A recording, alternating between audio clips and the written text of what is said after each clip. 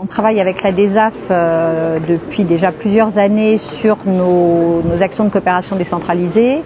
Voilà, c'est des partenaires exceptionnels parce qu'ils maîtrisent leur sujet, parce qu'ils sont à l'écoute, parce qu'ils sont respectueux des élus. Alors autant des élus maliens que des élus alonnais, donc c'est quand même pas si fréquent que ça.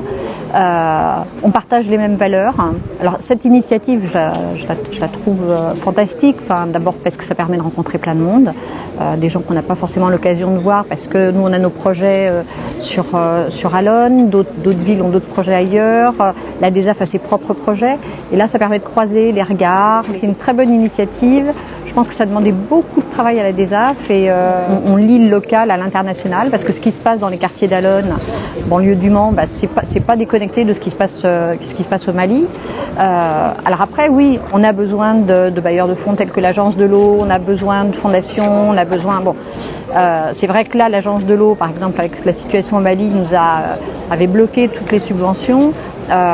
C'est terrible, non pas tant pour nous, la DESAF, même si là aussi derrière il y a des emplois, c'est surtout terrible pour nos amis maliens, parce qu'il y a des actions qui sont en cours et que tout d'un coup, l'aide s'arrête et que à quelques milliers de kilomètres ils peuvent pas comprendre. Enfin, on est vraiment dans un travail de co-construction, c'est de coopération. C'est un beau mot, la coopération. Je suis tout à fait honoré et c'est un plaisir pour moi d'être aujourd'hui ici présent autour des actrices et des acteurs d'un développement, d'une amitié qui constitue un pont entre la France et l'Afrique francophone. L'action que mène cette association au sein de la société rurale, au sein des personnes qui sont dans un besoin important, et surtout que cette association porte des projets phares tels que l'éducation, l'eau. Ce sont des thèmes très importants, ce sont des secteurs très importants, et je pense que ça participe à une vision que le développement doit passer par l'éducation, doit passer par le problème des besoins les plus élémentaires que sont l'eau et la santé.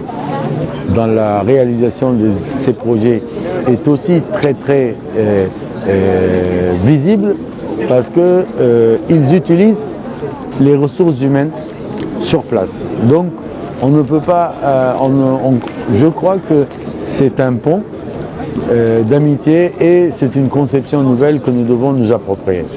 Je crois qu'il est temps que les ONG africains du continent puissent non seulement avoir un rôle important dans le développement économique, social du continent, mais ceci participe aussi à la création d'une société civile forte, et c'est à travers ces sociétés civiles fortes que nous pourrons en Afrique avoir une vision plus durable de la paix, de la sécurité, de l'économie. Et vous savez que Socrate disait que nul n'est méchant que par ignorance, et l'éducation c'est un pont essentiel, nécessaire, inéluctable à entreprendre pour aboutir à l'existence d'une Afrique forte, unie et solidaire. Si vous voulez, cette association qui a déjà un long parcours derrière elle reçoit un soutien actif, notamment des collectivités locales, mais pas que d'elles, pour développer des actions dans plusieurs pays d'Afrique francophone, notamment au Mali, mais pas que le Mali, le Burkina et d'autres pays. Pourquoi? Parce que c'est une association extrêmement sérieuse, qui a des projets extrêmement précis, et surtout qui a une caractéristique, c'est qu'elle n'est pas coloniale. Je veux dire, en quelque sorte, elle ne va pas dans ces pays en disant voilà ce que j'amène, mais elle discute avec les populations, avec les autorités, pour déterminer en commun un produit, quelque chose qui sera fait donc en commun. Donc ce n'est pas quelque chose d'imposé, c'est quelque chose de co-organisé, co-développé.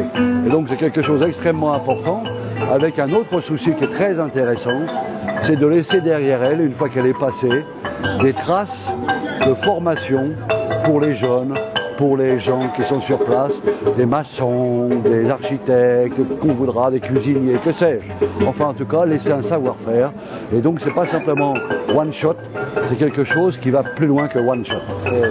Les fonds qui sont décidés dans les budgets relativement à la coopération internationale sont de chaque année qui passe de moins en moins importants. Vous savez qu'il y avait une conférence à l'ONU qui suggérait que tous les pays donnent 1% de leur richesse pour le développement. Et donc, face à ces absences, il y a des associations, des hommes et des femmes qui ont l'esprit aussi gros que le cœur et l'intelligence aussi importante que l'affectif pour pouvoir aller sur place et produire des projets qui certes sont minimes par rapport aux capacités d'un État, mais sont exemplaires par rapport à ce qu'il faudrait faire. Et depuis l'année 2012, l'association a cherché à s'ouvrir vers le reste de l'Afrique dans le cadre d'un panafricanisme, sachant qu'aujourd'hui le problème de développement peut être source de conflits dans les pays, et l'association œuvre dans la prévention en participant à la création d'emplois, à la formation professionnelle des jeunes ou en direction des femmes. Et nous sommes présents sur le Mali depuis 7 ans. Nous portons dans la région de Mopti, à Sanga, plus précisément dans la commune de Sanga, donc un partenariat de longue date, et avec un salarié sur place, malgré, il faut le noter, malgré la crise qui a traversé le Mali, l'ADESAF est restée présente dans ses actions et dans son engagement auprès de la population malienne. Donc c'est le lieu de remercier les membres de l'association, les partenaires de l'association et aussi les partenaires surtout locaux de l'association. J'ai rencontré l'ADESAF il y a à peu près 1 an et demi, puisque l'ADESAF a pris des locaux dans les immeubles qui sont à côté de nous et dont je suis propriétaire. Et c'est une histoire un peu de rencontre avec Alain Dubourg notamment, le président de l'ADESAF. Je pense qu'il s'est rendu compte que j'étais intéressé par l'Afrique en général, puisque j'ai été dans mes jeunes années volontaire en Afrique pendant 2 ans en Mauritanie. Et donc on a sympathisé, il m'a proposé de rejoindre cette association il y a relativement peu de temps, on va dire, et j'ai donc eu l'idée avec Alain d'utiliser cet espace pour faire donc ces rencontres ADESAF qui avaient pour objectif donc de présenter les projets de l'ADESAF et également de faire des rencontres, comme le nom l'indique, et que les gens de différents horizons se rencontrent, ce qui a pas trop mal marché, je pense, puisqu'il y avait ce soir des hommes politiques, des diplomates, des hommes d'affaires, des gens qui travaillent ici, des gens du milieu associatif, donc c'était assez intéressant, je pense. Et puis l'élément festif aussi, puisque c'est également une fête et que je pense que les gens se sont amusés, enfin j'espère. Après, ce qui concerne mon implication dans l'ADESAF, elle est assez récente. Je devrais normalement m'occuper d'un projet au Mali. Et je devrais y aller début novembre pour prendre la température du projet et puis voir comment il peut avancer. Voilà, c'est un projet de construction d'un hôtel solidaire à Sanga, donc dans le pays d'Ogon. Comme toute association, il y a des moments assez enthousiastes, des moments de réussite, de succès, et puis il y a aussi des déceptions, il y a des échecs. On a connu tout ça. Là, on est dans une phase d'extension importante des activités de l'ADESAF, et en particulier dans 5 pays africains. Donc on est dans une période plutôt faste, et cette superbe soirée de la vie de tous, ce soir, on est une marque. Et je pense que cette soirée va permettre de donner un nouvel élan à l'ADESAF. D'ailleurs, il y a eu de nombreuses adhésions. Il y a eu beaucoup de bailleurs de fonds qui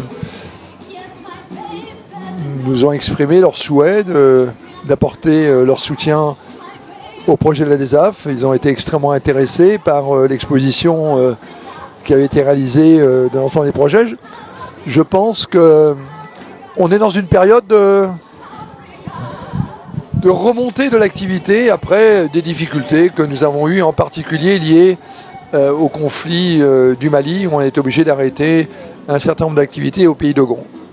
Nous sommes en train de réfléchir sur des projets au Cameroun et on consolide les projets au Burkina, au Congo, au Mali, au Rwanda.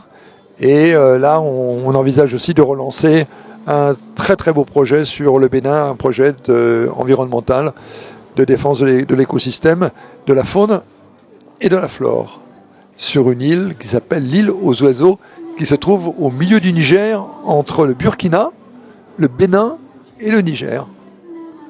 C'est évident que tu as compris que c'était un travail d'équipe avec un engagement assez exceptionnel des militants de la DESAF tout au long de l'année sur tous les projets. On est des responsables pour chaque pays, mais aussi cette soirée magnifique n'aurait pas pu exister s'il n'y avait pas une mobilisation de l'ensemble des militants de cette très belle association.